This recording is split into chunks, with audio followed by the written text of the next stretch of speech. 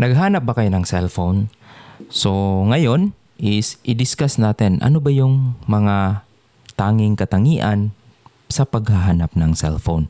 Kung balak nyong bumili or mag-upgrade, meron kasi tayong mga iba't ibang presyo ng cellphone.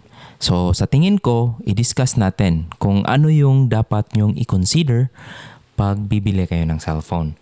So, dito ay sinample ko. Meron kasi tayong high-end na phone. So, high-end, top of the line, high-end. Number 2 is yung mid-range. And number 3 is yung mid-level. So, itong Honor X8C ito siya is nasa middle. Kasi yung gagamit dito is estudyante. Yung estudyante naman, hindi nyo kailangan ng high-end na phone like iPhone? No. Kung kaya naman sa budget nyo, okay lang. Pero kung tight kayo sa budget, sagarin nyo na yung mid-range kumpara sa entry level. Kasi itong cellphone it is a never investment. Hindi to siya investment. Kasi yung presyo ng phone, kung currently meron siya sa 12,000, the next year yan, bababa na yan. Nasa 8 or 6,000 na lang. Depende sa paggamit mo. Kasi yung cellphone mo is nagde-depreciate siya. Hindi siya investment talaga. Kaya nagsasabi kayo, invest on yourself. No. A cellphone is never a investment. Kasi nga, hindi siya liability siya. Hindi siya asset or hindi siya katulad ng lupa na pag next year mamahal. Etong cellphone mumura siya. Ano lang tayo dito sa marketing, kaya talagang nakakaingganyong bumili ng latest na phone. Pero para sa akin, you buy kung ano yung kaya ng budget. And then, hindi nyo talaga kailangan ng latest na model. A year behind, okay pa yan. Kung gagamitin nyo sa personal. Hindi naman kayo reseller. Pero yun yung mga realization ko. So dito, bumili ako ng X8C. So, bakit? Napakalaki na ng storage nito. Yung storage, 512 gig.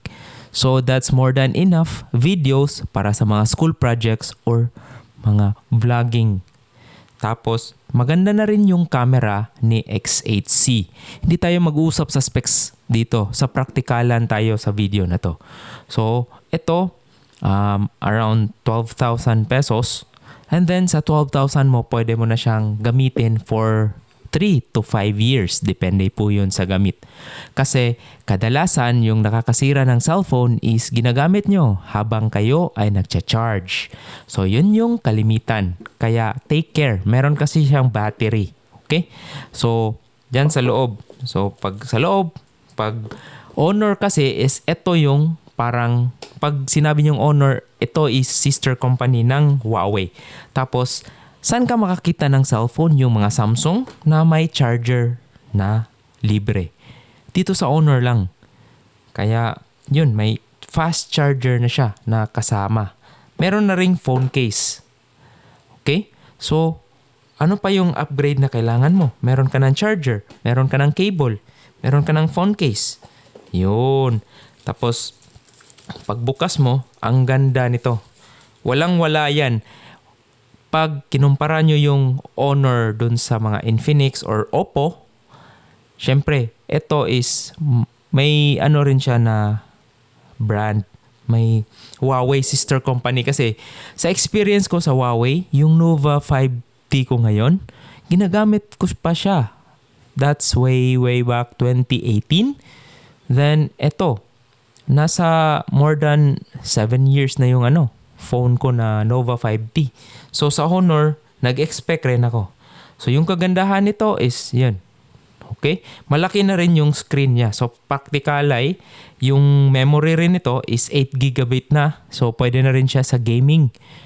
So gaming and light task when it comes to mga online schooling, mga class online. So, pwede na rin siyang gamitin.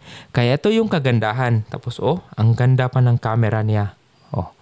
Oh, 4 yan. Tapos may flash. 3 lang yung camera. Actually, 2 lang. Ano lang pala to?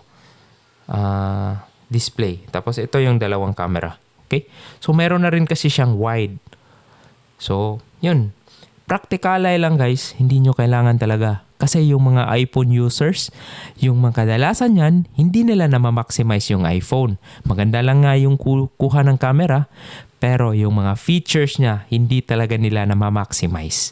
Kaya kung pera na sulit na cellphone, you settle to the mid-range.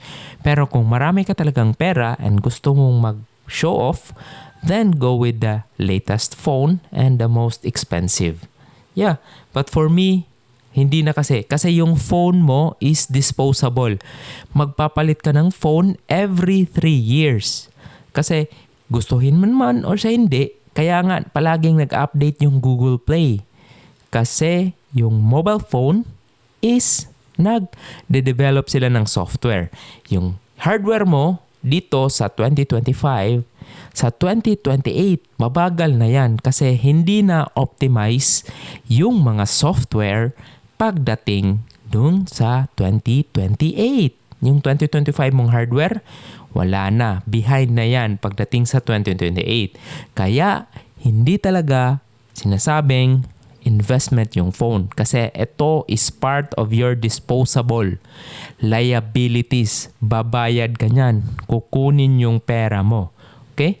So, ganun yung discussion natin dito. Hindi tayo mag-usap ng phone about specs. Bakit? So, ito, estudyante yung gagamit para sa selfie, para sa video vlogging, para sa light online class, light games. Kaya, yun. Tapos, isa pa sa pag-care ng phone is to turn off your data. As much as possible, gamitin nyo yung Wi-Fi dito. Ito rin guys is 5G na rin. Okay? So yun. Okay na okay. Sulit na sulit yung phone na to. Kaya kung hanap kayo this 2025, bibili kayo ng regalo, ito na yung pinamimigay natin. Okay? So kung gusto nyo, i-raffle natin to. Paki-share ng video. Tapos, kung aabot ako sa 20,000 na subscriber this 2025, magpaparapol ako ng isang phone.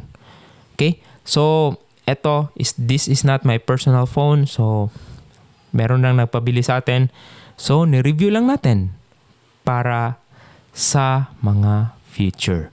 So, this 2025, the Honor X8C is a value to the money compared dun sa bibili ka ng latest.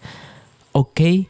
Maraming salamat and see you on my next video. Alright, and subscribe and share this video if meron kayong natutunan.